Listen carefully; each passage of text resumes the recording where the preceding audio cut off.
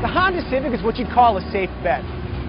It's not too expensive, it does its job with minimal fuss, and there's a version for just about everybody. In fact, over the years, I've recommended the Civic to a fair share of people, but now that we're 9 generations deep, does the Civic still deserve those easy recommendations, or is it just coasting off the momentum of past successes?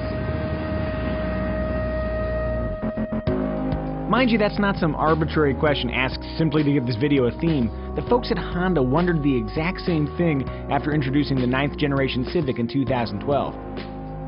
That introspection resulted in a rapid reworking of the Civic lineup over subsequent model years, yielding ride and handling improvements, a more robust standard equipment list, and numerous updates both inside and out. Hop aboard the Civic, and you'll notice more than adequate passenger space up front. Climb in back, and headroom is tight for taller passengers. Rear seat legroom is merely decent, but the floor is flat, making the middle seat ever so slightly more desirable. Wrapping things up is a modern interior design complemented by nice materials. The cumulative sense is one of refinement, a quality that extends to the Civic's road manners.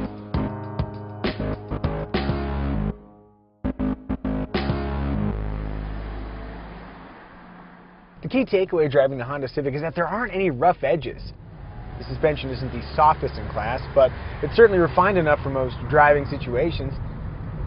Add to that a quiet cabin and excellent outward visibility, and what you have is an excellent commuter.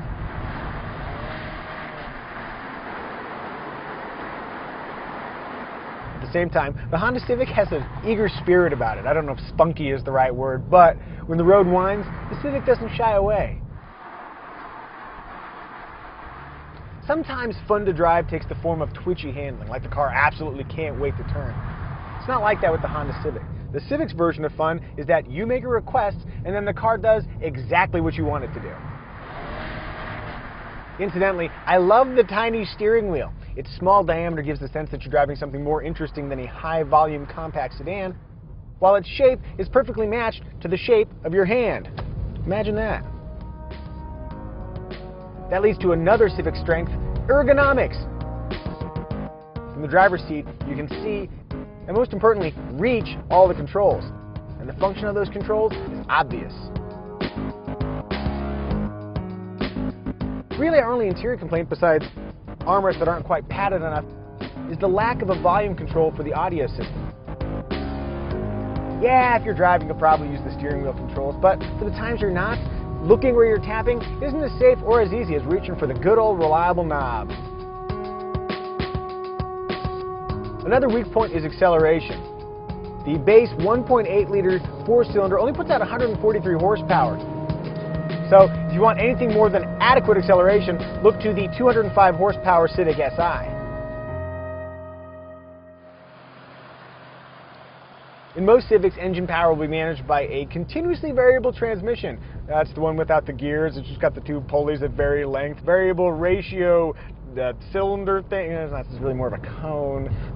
It's complicated.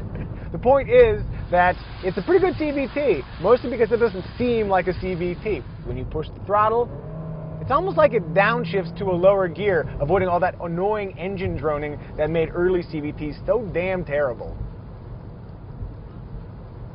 The CVT also contributes to the Civic's strong fuel economy figures, which top out around 40 mpg on the highway in the sedan. A 5-speed manual transmission is also offered, but the privilege of shifting for yourself comes with a several mile-per-gallon penalty. As mentioned in the beginning, a Civic exists for nearly every buyer. There's a coupe for those who reject unnecessary doors, a hybrid for frugal/environmentally conscious folks, a natural gas variant for ultra-progressive iconoclasts who want carpool access, and there's an SI sedan or coupe for, let's say, cool people who don't mind owning a car that only comes with a 6-speed manual transmission. But there is not a hatchback. No worries, Mazda, Ford, or VW will happily sell you one of theirs. Pricing for the gasoline-powered sedan and coupe starts around $19,000 and extends to $25,000 or so in loaded models equipped with navigation, leather seats, keyless entry and engine start, and Honda's very cool lane watch feature. which displays what's in the Civic's blind spot whenever the right turn signal is activated. Having dropped the cheapo DX trim, competitors like the Ford Focus, Toyota Corolla, Chevy Cruze, and Hyundai Elantra all offer lower base prices than the Civic. To that, the Civic counters with exceptional resale values and an abundant standard equipment list, featuring a backup camera, 5-inch multicolor information display, Bluetooth, and a USB port.